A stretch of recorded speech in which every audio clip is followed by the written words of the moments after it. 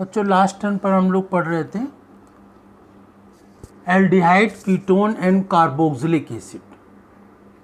Aldehyde ketone and carboxylic acid में हम लोगों ने डिस्कस किया था एल्डिहाइड और कीटोन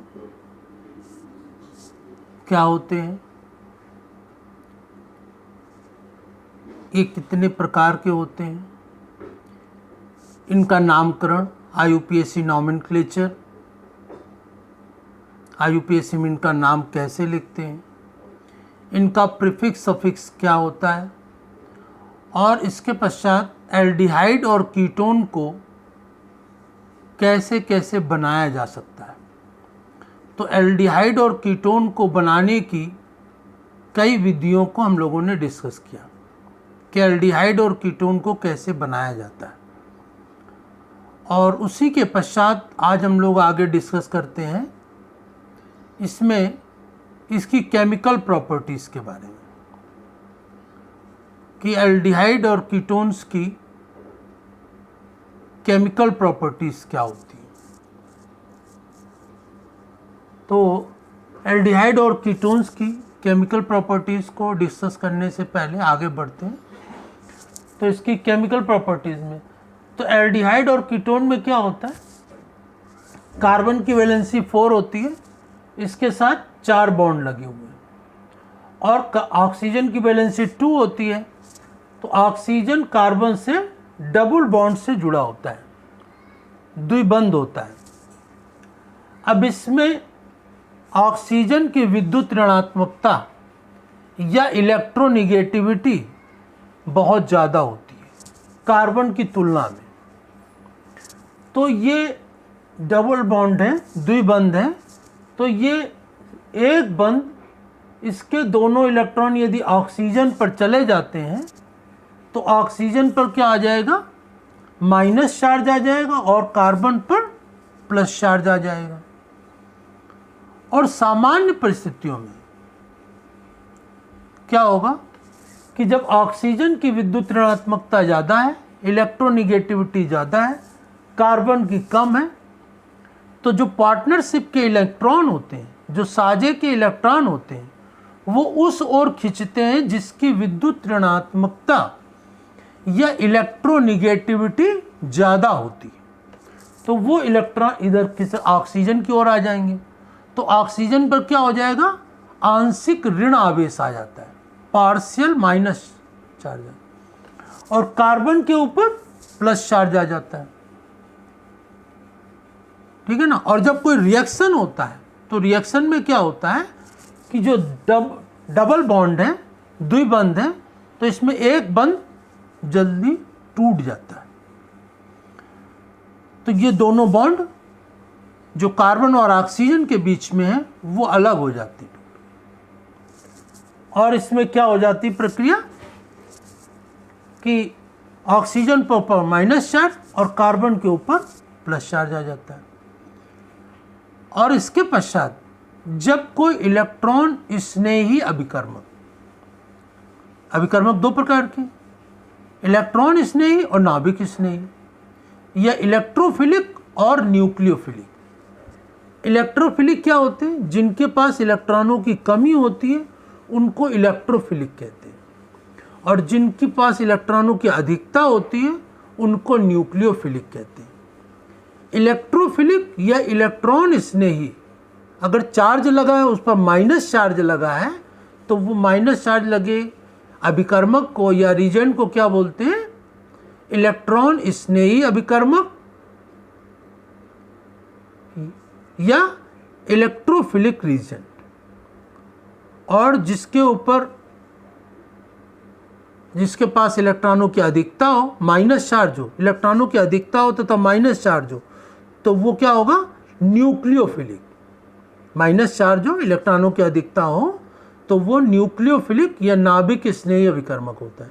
जिसके पास इलेक्ट्रॉनों की कमी है अर्थात प्लस चार्ज है, तो उसके ऊपर क्या होगा, वो इलेक्ट्रॉन स्नेही या इलेक्ट्रोफिलिक रीजेंट होगा। तो जब इससे कोई इलेक्ट्रोफिलिक या इलेक्ट्रॉन स्नेही अभिकर्मक क्रिया करता है जिसके ऊपर प्लस चार्ज होता है तो वो किससे जुड़ेगा? ऑक्सीजन से जुड़ेगा, क्योंकि ऑक्सीजन माइनस चार्ज वाला है। और जब कोई न्यूक्लियोफिलिक होगा जिसके ऊपर माइनस चार्ज होता है तो वो रिएक्शन के बाद किससे जुड़ जाएगा? कार्बन से जुड़ जाएगा, क्योंकि कार्बन पर प्लस चार्ज है, तो इस पर कौन जुड़ेगा? माइनस चार्ज वाला। तो न्यूक्लियोफिलिक अगर जो कोई रिएजेंट है, नाभिक स्नेही अभिकर्मक है, तो वो अभिक्रिया में कार्बन से जुड़ेगा। और इलेक्ट्रॉन स्नेही है, जिसके पास इलेक्ट्रॉनों की कमी है, तो वो ऑक्सीजन से जुड़ेगा, क्योंकि ऑक्सीजन के पास इलेक्ट्रॉनों की अधिकता है। तो जिसके पास इलेक्ट्रॉनों की कमी होती वो अधिकता के पास जुड़ेगा, और जिसके पास अधिक है वो कम वाले से जुड़ेगा। ये रिएक्शन प्रक्रिया,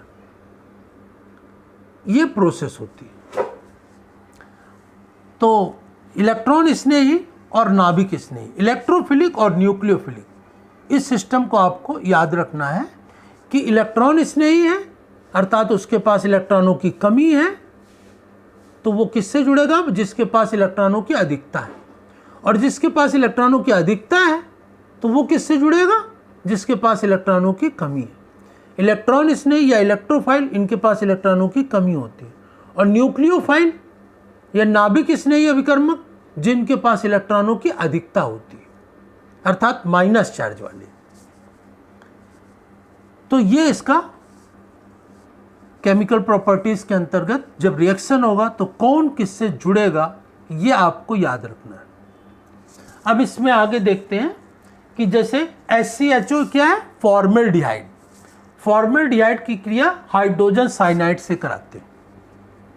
देखिए, हाइड्रोजन साइनाइड की क्रिया एल्डिहाइड से कराएं तो क्या होगी? एक या कीटोन से कराएं, एडिशन रिएक्शन होगी, योगात्मक अभिक्रिया होगी। ये दिमाग में रखेंगे फिक्स। एल्डिहाइड या कीटोन की हाइड्रोजन साइनाइड से रिएक्शन जो कराई जाती है HCN से, तो क्या होता है? योगात्मक या एडिशन रिएक्शन होती है।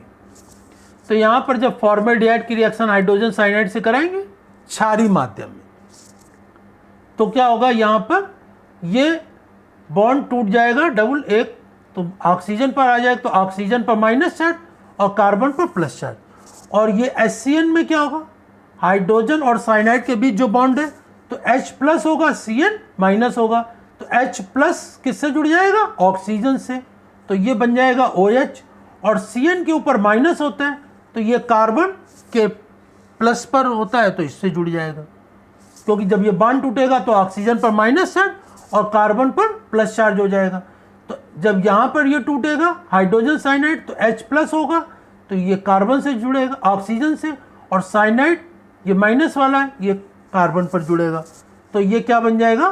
Formaldehyde cyanohydrin. इसी प्रकार से ये एस्टरडिहाइड है।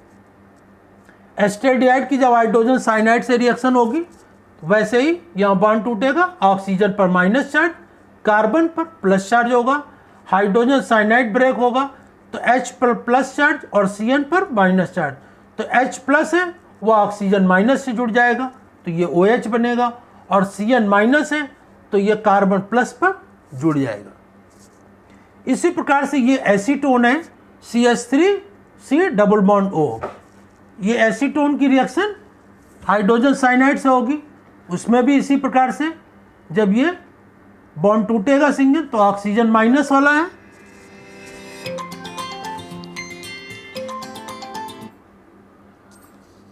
तो ये ऑक्सीजन माइनस वाला है, तो ऑक्सीजन माइनस तो किससे जुड़ जाएगा? H प्लस हाइड्रोजन से, और CN माइनस है तो कार्बन पर प्लस से जुड़ जाएगा, तो ये योगात्मक अभिक्रिया यस एडिशन रिएक्शन हो जाएगी। तो यहाँ पर फॉर्मेल्डिहाइड से हाइड्रोजन साइनाइड से रिएक्शन कराते हैं तो बन जाता है फॉर्मेल्डिहाइड साइनोहाइड्रिन। एस्टल्डिहाइड के से रिएक्शन कराते हैं हाइड्रोजन साइनाइड की तो बन जाता है एस्टल्डिहाइड साइनोहाइड्रिन। और एसीटोन की हाइड्रोजन साइनाइड से रिएक्शन कराते हैं तो एसीटोन साइनोहाइड्रिन बन जाता है। जिससे रिएक्शन कराएं वो तो नाम रहेगा ही और साथ में जुड़ जाएगा साइनोहाइड्रिन। साइनो मतलब CN और हाइड्रिन का मतलब OH। तो इसमें OH और CN ये दोनों बनते हैं, तो CN का मतलब साइनो और OH का मतलब हाइड्रिन, तो ये साइनो हाइड्रिन बनेगा। फॉर्मेल्डिहाइड तो फॉर्मेल्डिहाइड साइनो हाइड्रिन, एसीटोन तो एसीटोन साइनो हाइड्रिन, एस्टल्डिहाइड तो एस्टल्डिहाइड साइनो हाइड्रिन। तो इस प्रकार से ये साइनो हाइड्रिन बनता है। तो ये योगात्मक अभिक्रिया होती है, एडिशन रिएक्शन होती है। इसी के पश्चात देखते हैं सोडियम बाइसल्फाइड से रिएक्शन। तो ये एस्टल्डिहाइड CH3 CHO एस्टल्डिहाइड की रिएक्शन सोडियम बाइसल्फाइड से कराते हैं। तो वैसे यहाँ पर ये ऑक्सीजन माइनस चार्ज H+, तो ये OH यहाँ जुड़ जाएगा, बचेगा कितना क्या SO3Na। तो SO3Na किससे जुड़ जाएगा, कार्बन से।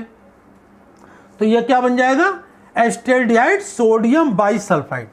एस्टल्डिहाइड इसका नाम है और ये क्या है, सोडियम बाइसल्फाइड, तो एस्टल्डिहाइड सोडियम बाइसल्फाइड बन जाएगा।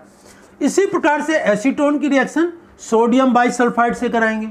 तो यहाँ पर भी क्या होगा, हाइड्रोजन ऑक्सीजन से जुड़ जाएगा, क्योंकि ऑक्सीजन के ऊपर माइनस चार्ज और H पर प्लस चार्ज, तो क्या बन जाएगा OH, और ये SO3Na कार्बन से जुड़ जाएगा, तो क्या बन जाएगा acetone sodium bisulphide, acetone sodium.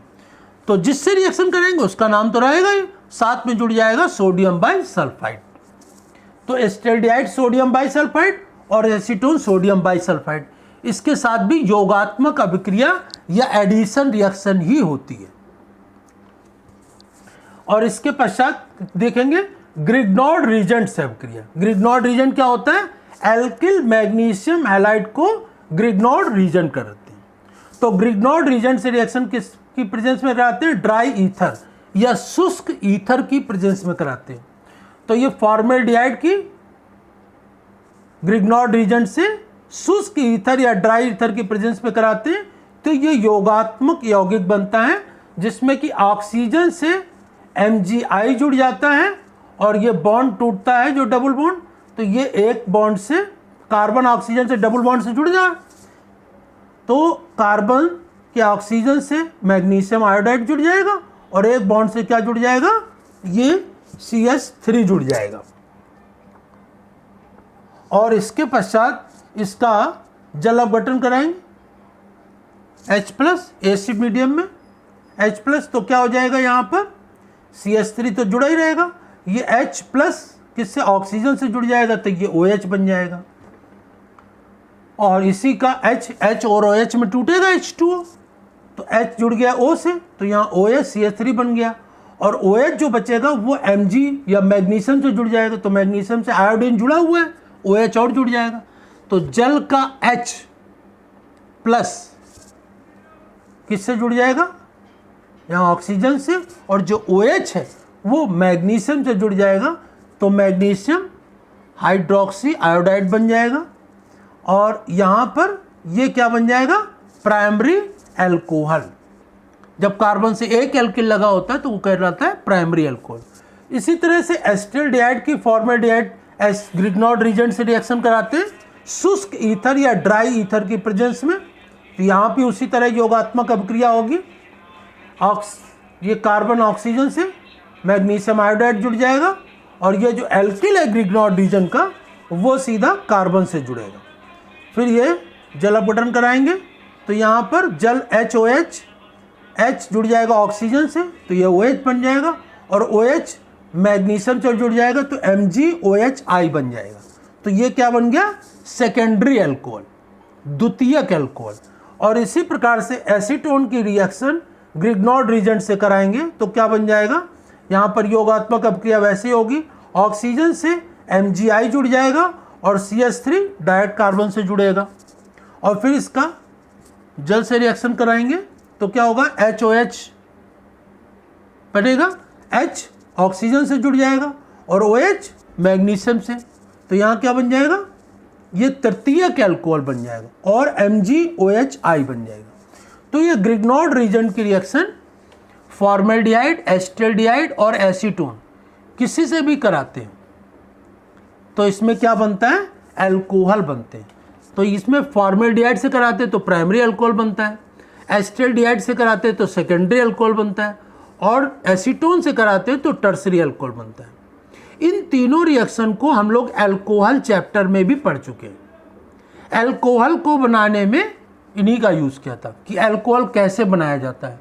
तो अल्कोहल बनाने के लिए हम लोग ने पढ़ा था कि फॉर्मेल्डिहाइड, एसिटाल्डिहाइड, एसीटोन की रिएक्शन ग्रिग्नॉर्ड रीजेंट से कराते हैं तो प्राइमरी, सेकेंडरी और टर्सरी अल्कोहल प्राप्त होते हैं।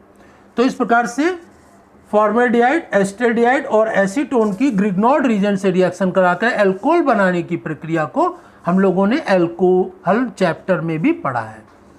तो ये ध्यान रखेंगे, ये इंपॉर्टेंट रिएक्शन है कि ग्रिग्नॉर्ड रीजन से अल्कोहल कैसे बनाते हैं, या एल्डिहाइड और कीटोन से अल्कोहल कैसे बनाते हैं। किसी से भी आए तब भी ये रिएक्शन देंगे।